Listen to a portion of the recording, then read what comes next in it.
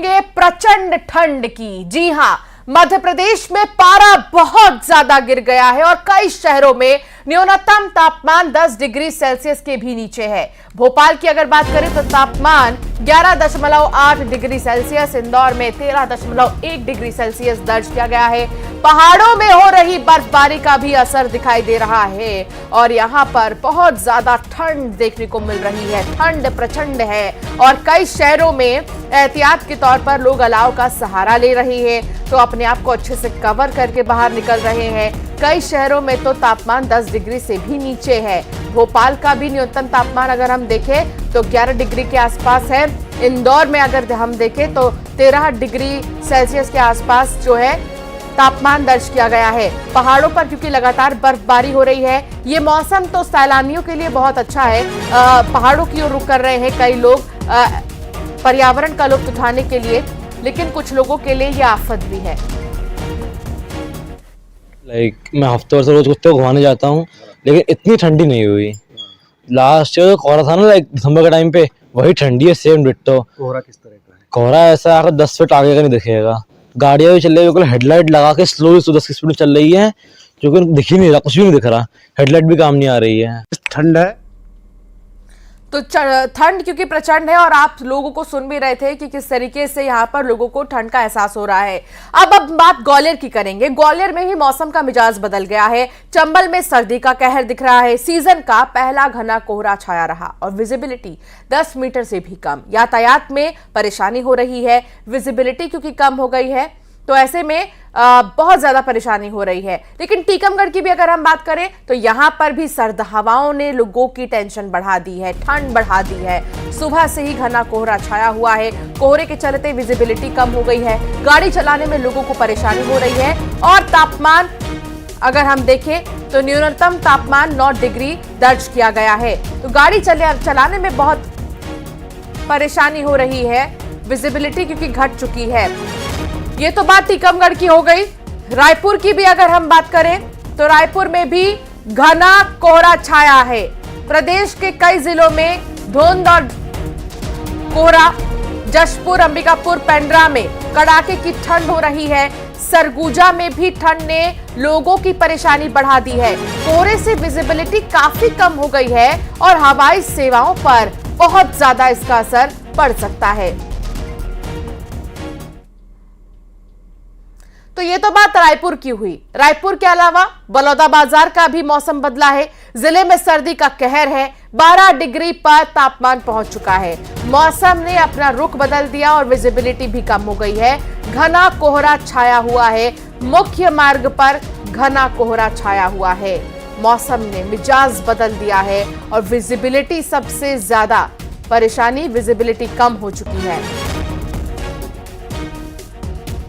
देखिए और आप कहेंगे नज़ारे को देखने के बाद कि अब इस समय बलौदा बाजार नहीं बल्कि और कई होंगे, लेकिन देख सकते हैं कि ये बलौदा बाजार है। किस तरह से जो ठंड के बाद जो शीतलहर चलती है और शीत में किस तरह से बलौदा बाजार जिला पूरी तरह से ढका हुआ है। ये मुख्य मार्ग है, मुख्य मार्ग पर हम खड़े हुए हैं। लोग आवागमन कर रहे हैं कि किस तरह से आज का जो पारा है वो काफ़ी गिरा हुआ है बलौदा बाजार में, क्योंकि 12 अंश सेल्सियस तक इसका तापमान जा चुका है। कल की बात करें तो कल 15 था और आज अब 12 हो गया है। वहीं आपको बताया कि वनांचल क्षेत्र जो होते हैं उसमें इनका पारा और बहुत कम हो जाता है। तो कहीं ना कहीं ठंड का भी असर और शीतलहर का भी असर बलौदा बाजार में देखने को मिल रहा है कि किस तरह से जो धुएं की चादर है बलौदा बाजार को ढकी हुई है और कितने समय ये मौसम साफ होगा, क्योंकि अभी 7 बजने वाले और 7 बजने के बाद भी नज़ारा इसी तरह से बना हुआ है। और देख सकते हैं मुख्य मार्ग में भी एक पूरी तरह से धुंधली छाई हुई है, जिसके चलते लोगों को आवागमन में भी काफ़ी दिक्कत हुई है।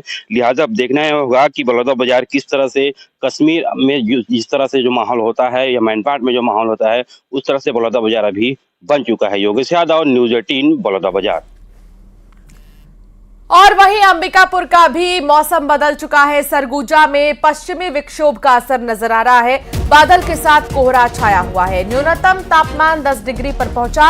अलाव और गर्म कपड़े का लोग सहारा ले रहे हैं। अंबिकापुर में भी ठंड प्रचंड है। अलाव और गर्म कपड़े का लोग सहारा ले रहे हैं। तो पूरे छत्तीसगढ़ में ठंड का सितम।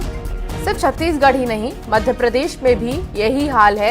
मध्य प्रदेश में भी ठंड प्रचंड है और जो लोग हैं वो अलाव का सहारा ले रहे हैं, गर्म कपड़े पहनकर ही बाहर निकल रहे हैं।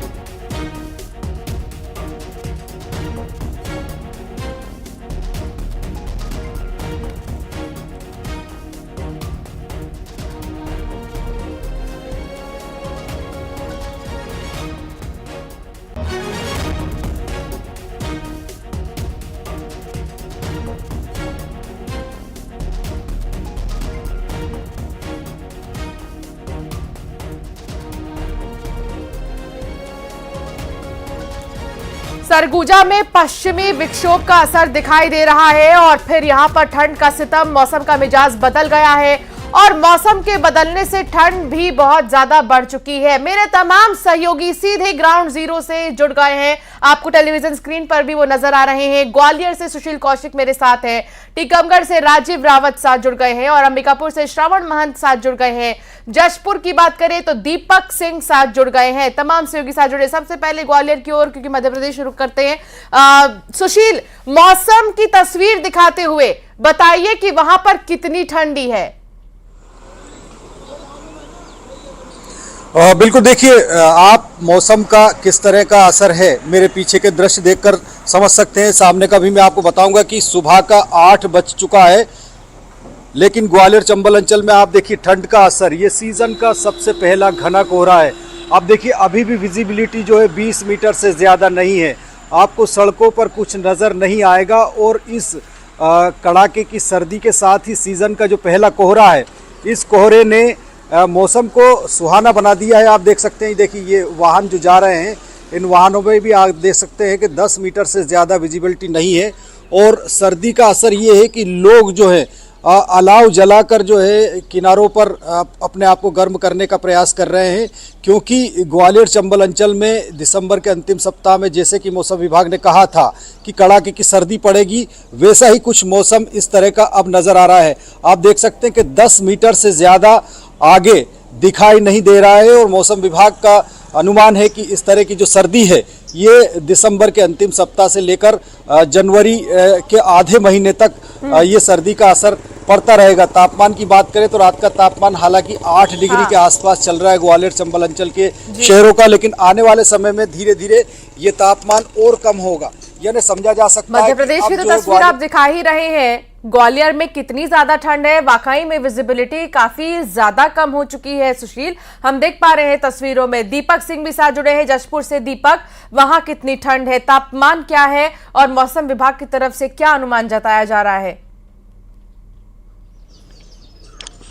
जी अंशिका, मैं आपको बताऊं कि जशपुर जिले में इन दिनों जो तापमान है वो 8 डिग्री सेल्सियस पर पहुंच चुका है और आने वाले समय में तापमान में और भी ज्यादा गिरावट होने की संभावना है। अमूमन हर साल जशपुर में जो न्यूनतम तापमान होता है वो 1 डिग्री सेल्सियस तक पहुंच जाता है और जो पठारी क्षेत्र हैं उनमें सफेद बर्फ की चादर बिछ जाती है, लेकिन फिलहाल यहाँ पर 8 डिग्री तापमान है। और जो ठंड से बचने के लिए लोग अलाव का सहारा ले रहे हैं। जगह जगह पर प्रशासन ने अलाव की व्यवस्था की है। नगरीय क्षेत्रों में प्रशासन ने अलाव की व्यवस्था की है, लेकिन जो पठारी क्षेत्र हैं जहां पर तापमान काफी कम होता है और वो ग्रामीण इलाके हैं, वहां पर प्रशासन ने कोई भी इंतजामात नहीं किए हैं, जिसकी वजह से लोग खासे परेशान हैं। और अभी ठंड का सितम लगातार बढ़ता जा रहा है। 2 दिन पहले ही पत्थल गांव में एक व्यक्ति जो है वो शराब के नशे में घर के बाहर ही सो गया था, तो उसकी ठंड से मौत हो गई है। लिहाजा इस घटना के बाद प्रशासन लगातार अलर्ट मोड पर नजर आ रहा है और जो लोग हैं उनको ठंड से बचने की सलाह दे रहा है। लेकिन जिस तरीके से ठंड बढ़ रही है और ग्रामीण क्षेत्रों में अलाव की व्यवस्था नहीं है, तो इसका कहीं ना कहीं लोगों को खासा खामियाजा भुगतना पड़ रहा है, परेशानी का सामना करना पड़ रहा है। और देखना होगा कि जो प्रशासन है वो ग्रामीण क्षेत्रों में लोगों को ठंड से निजात दिलाने के लिए अलाव की व्यवस्था रहे हैं कि काफी ज्यादा यहाँ पर कोहरा हो रहा है और घने कोहरे की वजह से भी यहाँ पर विजिबिलिटी काफी कम हो गई है। अंबिकापुर से श्रवण मेरे साथ जुड़े हुए हैं। अंबिकापुर में श्रवण, तापमान क्या है और अगर आप कोशिश करें कि अगर आप तस्वीर दिखा सकते हैं कि अभी सड़कों का क्या हाल है, सुनसान पड़े क्योंकि वीरान पड़े हैं कोहरे की वजह से। देखिए अंशिका, अभी जो तापमान है वो 10 डिग्री सेल्सियस न्यूनतम तापमान सरगुजा जिले का है और ये तापमान बीते दिनों में 5 डिग्री तक चला गया था, लेकिन पश्चिमी विक्षोभ का असर सरगुजा जिले में देखने को मिला है। यहाँ तापमान में बढ़ोतरी हुई है। हालांकि पठारी क्षेत्र में अभी भी, जैसे मैनपाट की अगर हम बात करें तो वहाँ अभी भी 6 डिग्री सेंटीग्रेड न्यूनतम तापमान है। ठंड में जरूर तापमान में जरूर इजाफा हुआ है, लेकिन ठंड में यहाँ किसी तरह की कोई कमी देखने को नहीं मिल रही है। लोग जो है ठंड से बचने के लिए गर्म कपड़ों और अलाव का सहारा ले रहे हैं और मौसम जो वैज्ञानिक है उनकी माने तो उनका कहना है कि आने वाले दिनों में जैसे ही ये बादल छटेगा, कड़कड़ाते की ठंड फिर से एक बार जो है सरगुजा जिले में देखने को मिलेगी और जो है ऐसे में न्यूनतम तापमान 5 तक पहुँच सकता है। और मैनपाट के जो पठारी इलाके हैं वहाँ सुबह सुबह जो है ओस की बूंदें बर्फ में भी तब्दील हो सकती है, ऐसा मौसम विभाग का कहना है। लेकिन जिस तरह से पश्चिमी विक्षोभ के कारण जो है घने बादल छाए हुए हैं और कोहरा जो है वो लगातार सुबह सुबह देखने को मिल रहा है, ऐसे में यहाँ जो जिस तरह से ठंड में इजाफा हुआ है, लेकिन जो है ठंड में किसी तरह की कमी यहाँ पर देखने को नहीं मिल रही है। चलिए ठीक है श्रवण, बहुत शुक्रिया। टीकमगढ़ से राजीव जुड़े हुए हैं। राजीव, वहां का मौसम इस वक्त कैसा है, तापमान क्या है वहां पर और क्या लोग अलर्ट हैं ठंड को लेकर, उस तरीके के इंतजाम है? देखिए, पूरा बुंदेलखंड इलाका इन दिनों सर्दी की चपेट में है और यहाँ पे पारा न्यूनतम आज का जो दर्ज किया गया है 9 डिग्री के तापमान न्यूनतम पारा पहुंच रहा है। ऐसे में अब लोगों का घरों से निकलना मुश्किल हो गया है, क्योंकि सुबह से घना कोहरा भी छाया हुआ है। सड़कें सुबह से सुनसान दिखाई दे रही हैं। हालांकि आज रविवार का दिन है, इसलिए बहुत कम लोग ही सड़कों पर दिखाई दे रहे हैं, क्योंकि आज बच्चों की छुट्टी भी है।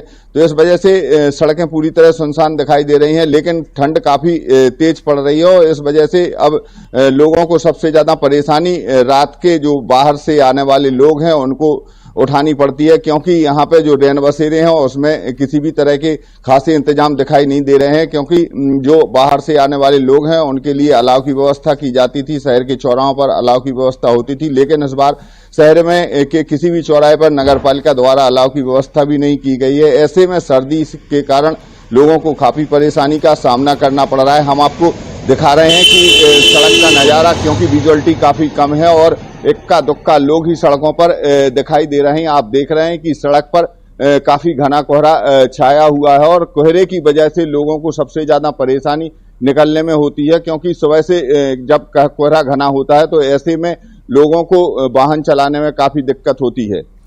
बिल्कुल, तो ये मौसम का मिजाज है अलग अलग जगहों का जो हम दिखा रहे हैं। लेकिन ग्वालियर में अगर अब मैं प्रशासन के इंतजामों की बात करूं तो सुशील, क्या अलाव जगह जगह पर प्रशासन की तरफ से व्यवस्था की गई है अलाव की? बिल्कुल, देखिए अलाव की अगर जहां तक बात करें तो इस बार अभी तक तो अलाव की व्यवस्था नगर निगम के द्वारा शहर के अलग अलग इलाकों में देखने के लिए नहीं मिली है। हालांकि ये बात और है कि सर्दी भी इस बार अभी थोड़ी कम पड़ी थी अब तक, लेकिन जो दिसंबर का महीना होता है उसमें नगर निगम की व्यवस्था रहती है कि वो अलाव जलाने सहित तमाम जो इंतज़ाम है वो करे। लेकिन हमने ये देखा कि चाहे रेलवे स्टेशन चौराहा हो, चाहे बस स्टैंड हो या फिर और शहर के अलग अलग दूसरे इलाके, कहीं पर भी जो है अलाव इस बार नज़र नहीं आया है। हालांकि आज की सर्दी के बाद उम्मीद है कि अब अलाव जल जाए, लेकिन दिसंबर महीने में नगर निगम की जिम्मेदारी होती है कि हर साल वो अलाव की व्यवस्था कराए। लेकिन इस बार कहीं भी अलाव नज़र नहीं आए हैं अभी तक, और संभवतः आज हम जब जायजा लेंगे तब और तस्वीर साफ हो पाएगी कि क्या स्थितियां नगर निगम द्वारा इस बार इंतजाम को लेकर की जा रही है। ठीक है श्रवण, आपके पास अंबिकापुर में अलाव को लेकर क्या यहाँ पर तैयारियां की गई हैं? प्रशासन की तरफ से क्या जगह जगह पर अलाव लगाए गए हैं?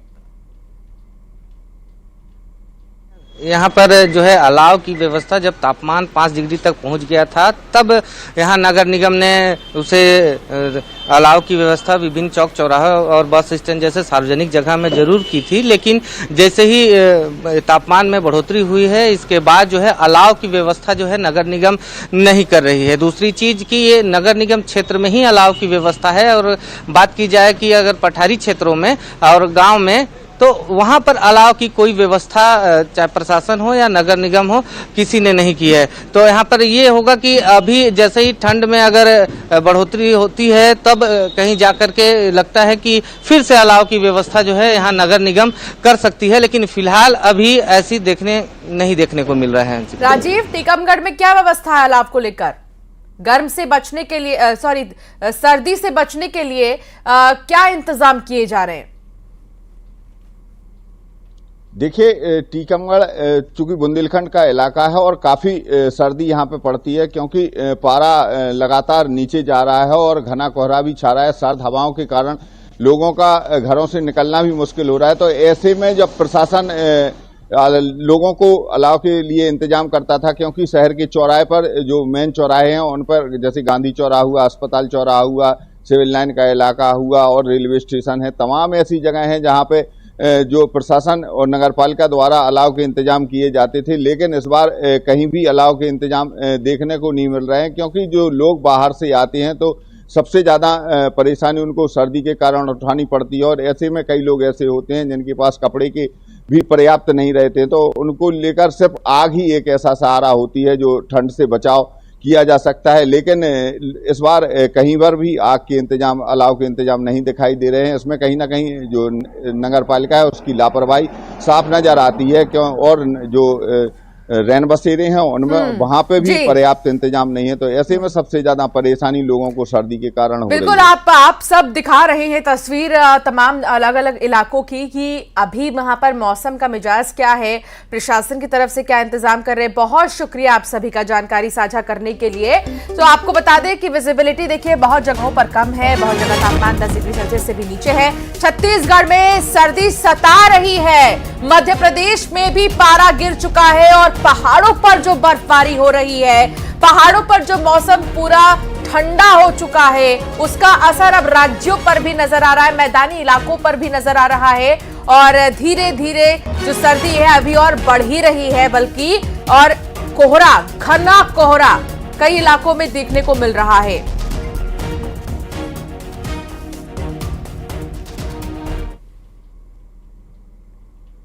अयोध्या में प्राण प्रतिष्ठा के लिए तैयारियां जोरों पर हैं। इसी बीच 22 जनवरी को प्राण प्रतिष्ठा के दिन शुभ मुहूर्त भी आ गया है। काशी के प्रकांड विद्वानों ने प्राण प्रतिष्ठा का मुहूर्त निकाल दिया है। वहीं प्राण प्रतिष्ठा से पहले पीएम मोदी 30 दिसंबर को अयोध्या को बड़ी सौगात देने वाले हैं। साथ ही 30 दिसंबर को ही अयोध्या में रोड शो भी करने वाले हैं। तो ये बहुत बड़ी चीज है। देखिए, आपको दिखा रहे हैं दिव्य और भव्य राम मंदिर जो अपना आकार ले चुका है पूरी तरीके से। बहुत चंद दिन बचे हैं जब अंतिम दौर की तैयारियां आप देखेंगे। उससे पहले अब मुहूर्त भी निकाल दिया गया है। 12:15 से 12:45 के बीच में रामलला विराजेंगे भव्य और दिव्य राम मंदिर में। और प्रधानमंत्री नरेंद्र मोदी बड़ा रोल निभाते नजर आएंगे इस दिन और रामलला को वो पहुंचाएंगे सीधे भव्य और दिव्य राम मंदिर तक, उनके असली स्थान तक, जिसका इंतजार कई सालों से राम भक्तों को था। यहां रुकेंगे एक छोटे से ब्रेक के लिए। खबरों का सिलसिला आगे भी जारी रहेगा।